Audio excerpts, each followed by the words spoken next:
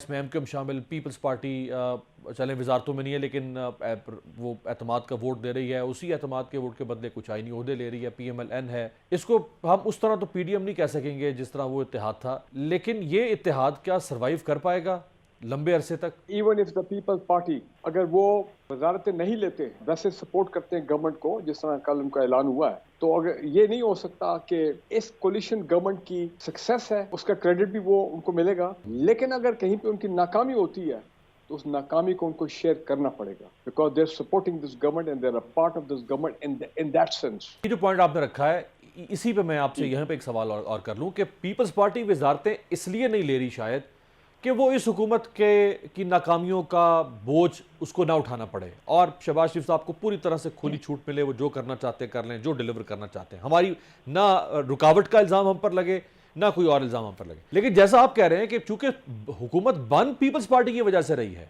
اور اگر یہ حکومت پرفارم نہیں کرتی فار لانگر ٹائم اور نہیں کرتی جاتی اگلے آنے والے چند سالوں جب تک یہ حکومت رہتی ہے، تو پیپلز پارٹی خود کو بری و ذمہ نہیں کر پائے گی کہ نہیں یہ تو ان کا قصور ہے، ہمارا قصور نہیں. نہیں، بالکل I totally agree with you. People party جو ہے اپنے آپ کو اس سے ایبزارو نہیں کر سکتی. اگر خدا نہ خواستہ اللہ نہ کرے اگر یہ کامیاب نہیں ہوتے تو بالکل they will have to take the discredit کہ جناب یہ تو آپ کی سپورٹڈ تھی گورنمنٹ. جو قومی اسمبلی میں جماعتیں ہوں گی اپوزیشن میں، اس میں سنی اتحاد کونسل کم تحریک انصاف، اس میں ایم ڈبلیو ایم کے ایک ایم این اے ہیں، اس میں بلوچستان نیشنل پارٹی کے 2 ایم این اے ہیں، اس میں پختونخوا نیشنل عوامی پارٹی کا ایک ایم این اے ہے، اس میں بلوچستان عوامی پارٹی کا ایک ایم این اے ہوگا. ممکن ہے وہ اپوزیشن میں نہیں ہوگا، وہ حکومتی اتحاد میں جائے گا، ایک نیشنل پارٹی اور پشتونخوا ملی عوامی پارٹی. تو یہ نمبر کی گیم میں تو یہ جماعتیں بہت کم ہیں، ایک سیٹ. لیکن اپوزیشن میں یہ ہوگی، اور آپ جانتے ہیں محمود خان اچکزئی ہو، سردار اختر مینگل ہو، جی ڈی ہو، ان کی بہرحال ایک اپنی نیوسنس ویلیو تو ہے. جب یہ شور مچائیں گے سارے، عمران خان کی پارٹی ساتھ ہوگی، اپوزیشن کیسے اس حکومت کو چلنے دے گی یا نہیں چلنے دے گی؟ میں سمجھتا ہوں کہ یہ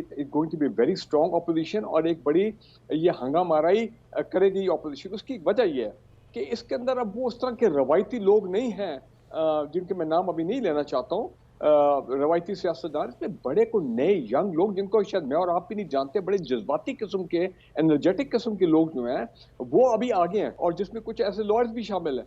تو مجھے یہ لگ رہا ہے کہ یہ جو ہے اپنا بہت ہی غیر روایتی قسم کے حالات ہم دیکھیں گے اس پارلیمنٹ میں. اگریسو رول ہوگا اپوزیشن کا؟ بالکل، میں دیکھ رہا ہوں کہ بہت اگریسو رول ہوگا، اس میں تو مجھے کوئی شک نظر نہیں آ رہا. لیکن ایک بات آپ بھول رہے ہیں، جو آپ نے جب اس کولیشن گورنمنٹ کی بات کی ہے، آپ ایم کیو ایم کو بھول رہے ہیں. ایم کیو ایم پاکستان دیکھیں، ان کی 15-16 سیٹیں ہیں، اور ایم کیو جی ایم وہ تو حکومت میں ہم اس کو شامل کر چکے ہیں نا، اس کو تو ہم حکومتی اتحاد میں جی ڈال شامل نہیں حکومتی اقتدار میں. لیکن جو میں آپ کو پوائنٹ میں آپ کو دینا چاہ رہا ہوں، یاد رکھیں میری نظر میں M Q M will always be the dark horse for this coalition. جب کبھی کچھ حالات ایسے خراب ہوئے، کوئی بگاڑ کی طرف اللہ نہ کرے جائیں اس طرح کہ جب کہ واقعی کوئی چینج کی ضرورت بھی پڑے، تو میری اسیسمنٹ یہ ہے the first to follow will always be the MQM. ان کا ایک روایتی مسٹرسٹ، ان کا ایک روایتی ایک strained relationship ہے with the People's Party in Sindh اور خاص کر کے اربن ایریاز میں. تو keep that in mind. دوسرا میں یہ کہوں گا کہ اس کولیشن کی جو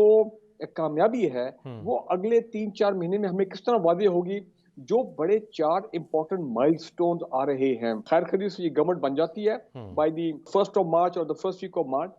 اس کے بعد 1 ارب روپیہ آنا ہے، ارب ڈالر آنے ہیں from the I M F, جو 3rd انسٹالمنٹ ہماری رہتی ہے کرنٹ جو آئی ایم ایف پروگرام چل رہا ہے. اب اگر وہ آ جاتے ہیں $1 بلین، اس کا مطلب یہ ہے کہ انٹرنیشنل فورسز نے جناب اس گورنمنٹ کی لیجیٹیمیسی کو بالکل ایکسیپٹ کر لیا ہے and they are willing to give you money now. Number 2 یہ ہے کہ اس کے بعد 15 مارچ سے بلکہ پہلے ہی سینٹ کے الیکشن ہونے ہیں. 2 تیسری بجٹ بننا ہے under the I M F. اس وقت آپ یہ سمجھیں کہ practically for all purposes I M F آپ کو ڈکٹیٹ کر رہا ہے یہ اتنی گیس قیمت بڑھانی ہے، اتنا پیٹرول بڑھانا ہے، اتنا بجلی بڑھانی ہے، اتنا یہ کرنا ہے، کھاد قیمت وغیرہ تمام چیزیں. تو وہ بجٹ جو آئی ایم ایف والا ہے وہ آ رہا ہے، اور مئی میں نارملی آ جاتا بجٹ. میں یہ سمجھتا ہوں کہ یہ 4-5 مائلسٹون جو ہے یہ نہایت ہی کرٹیکل ہے یہ اور ڈسکولیشن گورنمنٹ. بہت اہم آپ یاد نے رکھیں یہ چاروں چیزیں ریمائنڈ کروا دی ہیں ہمارے دیکھنے والوں کو بھی، اور حکومت کے لوگ بھی اگر دیکھ رہے ہوں گے. یہ چاروں چیزیں مائل سٹونز بھی ہیں جن کو اچیو کرنا ہے، اور یہ چاروں چیلنجز بھی ہیں اس حکومت کے لیے، اور شہباز شریف صاحب کے لیے ایک کاغ کا دریا ہے